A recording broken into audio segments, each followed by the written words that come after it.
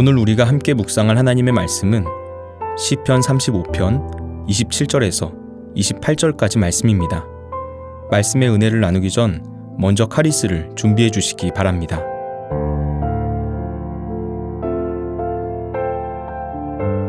나의 의를 즐거워하는 자들이 기꺼이 노래 부르고 즐거워하게 하시며 그의 종의 평안함을 기뻐하시는 여호와는 위대하시다 하는 말을 그들이 항상 말하게 하소서. 나의 혀가 주의 의를 말하며 종일토록 주를 찬송하리이다. 아멘. 시편은 기도이면서 동시에 찬양입니다. 시편이 기도라는 것은 우리가 이 세상을 살아가면서 마주하는 실패와 상처, 좌절과 낙심과 같은 인생의 굽이치는 질곡 가운데서 터져나오는 신음과 탄식을 시편 말씀이 담고 있다는 의미입니다. 시편이 찬양이라는 것은 우리가 이 세상을 살아가면서 고난이라는 것을 겪게 됩니다. 우리는 그 속에서 많은 아픔과 상처를 경험하게 되죠. 그러나 고난을 통한 시간이 단순히 아픔과 상처로만 머무는 것은 아닙니다. 우리는 그 시간을 통해서 하나님이 어떤 분이신지, 하나님께서 어떤 일을 행하셨는지를 보게 되고 하나님을 높여드리는 입술의 고백을 하게 됩니다. 이것이 바로 시편이 찬양이라는 말의 의미입니다. 인생에는 탄식도 있고 기쁨도 있습니다. 아픔과 상처가 있지만 또 기쁨과 영광의 순간도 있습니다. 기도가 있으면서도 찬양이 있는 것입니다. 시편 35편은 다윗의 탄원시입니다. 다윗이 사울에게 쫓기는 도망자 신세가 되었습니다. 너무나 척박하고 외로운 도망자의 삶 속에서 하나님께 자신의 아픔과 상처, 억울함을 탄원하고 있습니다. 오늘 우리가 읽은 본문은 이 탄원시의 마지막 부분입니다. 다윗의 마지막 기도는 하나님의 응답을 얻은 후에 하나님을 찬송하며 기뻐하기를 원하는 다윗의 마음이 담겨져 있습니다. 다윗은 하나님께서 반드시 자신의 기도에 응답하실 것이라는 분명한 확신을 가지고 있었습니다. 다윗이 어떻게 그런 확신 가운데서 하나님께 기도를 올려드릴 수 있었을까요? 그것은 하나님께서는 의인의 간구에 귀를 기울이시는 분이라는 걸 믿었기 때문입니다. 하나님께서는 우리가 하나님을 찬송할 수밖에 없도록 만들어주시는 분이라는 사실을 알았다는 것이죠. 여러분, 우리는 하나님이 어떤 분이신지를 분명하게 알아야 합니다. 머리로 지식으로 아는 것이 아닙니다. 매일의 삶 속에서 우리의 구체적인 일상에서 하나님과 깊이 교제해야 합니다. 날마다 하나님이 어떤 분이신지를 깨닫고 경험하고 체험하면서 그렇게 하나님을 아는 지식 가운데서 하나님을 신뢰할 수 있어야 합니다. 바로 여기에서부터 하나님을 향한 온전한 믿음이 나오게 됩니다. 하나님은 전능하신 분이시다 라는 사실은 책을 통해서 얼마든지 배울 수 있는 내용입니다. 하나의 지식으로 내 머릿속에 집어넣을 수 있다는 것이죠. 그러나 내 힘으로 아무것도 할 수 없고 인간의 이성과 지성 안에서 불가능하다고 느껴질 만한 상황 속에서 하나님은 전능하신 분이시다. 그렇기 때문에 우리는 하지 못해도 하나님은 얼마든지 하실 수 있다라는 생각을 가지면서 반응하고 행동하는 것. 이런 실제적인 믿음은 머리와 지식으로 하나님을 아는 것과는 전혀 다른 차원의 영역이라는 것을 기억해야 합니다. 다윗은 그렇게 하나님을 알았던 것입니다. 매일의 삶 속에서 작은 일상의 순간들 속에서 늘 하나님과 깊이 교제하지 않았다면 가질 수 없는 믿음을 만들어갔다는 것입니다. 그렇기 때문에 탄원으로 시작했던 그의 기도가 마지막에는 하나님을 향한 찬양으로 변화되는 놀라운 영적인 깊이를 만들어낼 수 있었던 것입니다. 이사야 43장 21절 말씀은 이렇게 말합니다. 이 백성은 내가 나를 위하여 지었나니 나를 찬송하게 하려 함이니라. 하나님께서 우리를 왜 만드셨는가? 우리가 창조된 목적이 무엇인가? 하나님을 찬송하기 위해서, 하나님을 찬양하는 존재로 우리를 만드셨다는 것입니다. 하나님을 찬양하는 게 바로 인간의 존재의 목적이고 창조의 목적이라는 것이죠.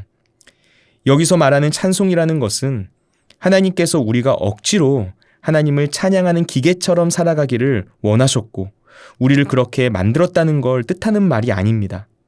억지로 찬송을 부르게 한다는 의미가 아니라는 것입니다. 이사야 43장 21절 말씀은 찬송하게 하려 함이니라 라고 말했습니다. 우리가 하나님을 찬송하게끔 만들어 주시겠다는 것입니다. 우리를 너무나 사랑하셔서 우리에게 은혜를 베풀어 주시고 우리가 그 은혜에 감격하면서 하나님을 찬송할 수 있도록 만들어 주시겠다는 하나님의 의지가 담겨 있는 말씀인 것입니다. 하나님께서 우리에게 좋은 것을 베풀어 주시겠다는 약속의 말씀이라는 것이죠. 사실 이사야 43장 21절 말씀의 바로 앞구절인 이사야 43장 19절에서 20절 말씀에는 이런 내용이 나옵니다. 보라, 내가 새 일을 행하리니 이제 나타낼 것이라. 너희가 그것을 알지 못하겠느냐? 반드시 내가 광야의 길을 사막의 강을 내리니 장차 들짐승 곧 승냥이와 타조도 나를 존경할 것은 내가 광야의 물을 사막의 강들을 내어 내 백성 내가 택한 자에게 마시게 할 것임이라. 하나님께서 새 일을 행하신다는 것입니다. 광야의 길을 내시고 사막의 강을 내신다는 것이죠.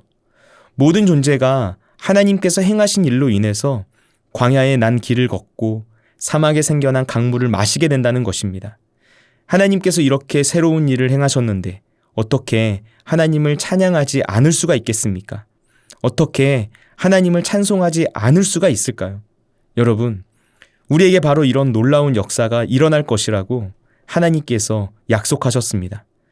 광야와 같은 인생의 새로운 길이 열리고 사막과 같이 메마른 삶에 강물이 솟아나게 됩니다.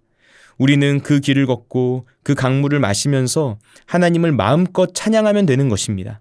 바로 이것이 하나님께서 우리를 지으신 목적입니다. 오늘 시편에 나오는 다윗의 고백에는 바로 이런 놀라운 은혜의 선물이 그의 삶 가운데 주어졌음을 알게 해줍니다.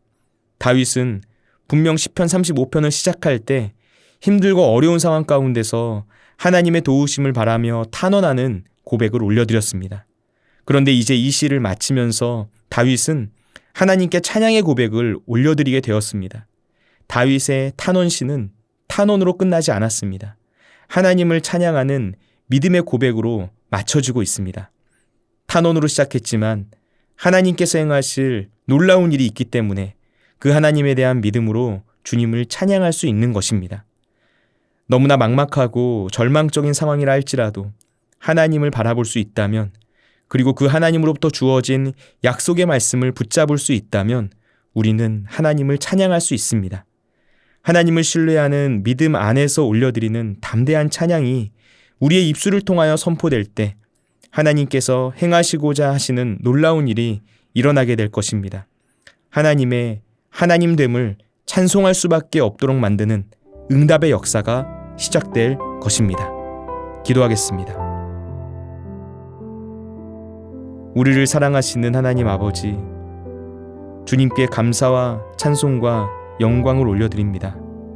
하나님, 우리의 삶 가운데 탄식하며 아뢰어야 할 많은 어려움들이 있지만 그 모든 일이 합력하여 선을 이루게 될 것을 믿습니다. 하나님은 선하시고 은혜가 풍성하신 분이시기 때문에 하나님께서 이미 가장 좋은 것을 예비해 놓고 기다리고 계심을 인정합니다. 주님, 주님을 믿는 믿음 안에서 기뻐하고 감사할 수 있도록 우리의 발걸음을 인도하여 주옵소서. 우리 인생의 탄식이 탄식으로만 머물러 있지 않게 하시고 그 탄식의 시간을 뛰어넘어서 기쁨의 찬송을 주님 앞에 온전히 올려드릴 수 있도록 우리를 붙잡아 주옵소서.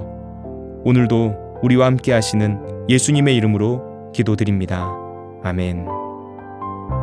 하늘에 계신 우리 아버지, 아버지의 이름을 거룩하게 하시며 아버지의 나라가 오게 하시며 아버지의 뜻이 하늘에서와 같이 땅에서도 이루어지게 하소서. 오늘 우리에게 일용할 양식을 주시고 우리가 우리에게 잘못한 사람을 용서하여 준 것 같이 우리 죄를 용서하여 주시고 우리를 시험에 빠지지 않게 하시고 악에서 구하소서. 나라와 권능과 영광이 영원히 아버지의 것입니다. 아멘.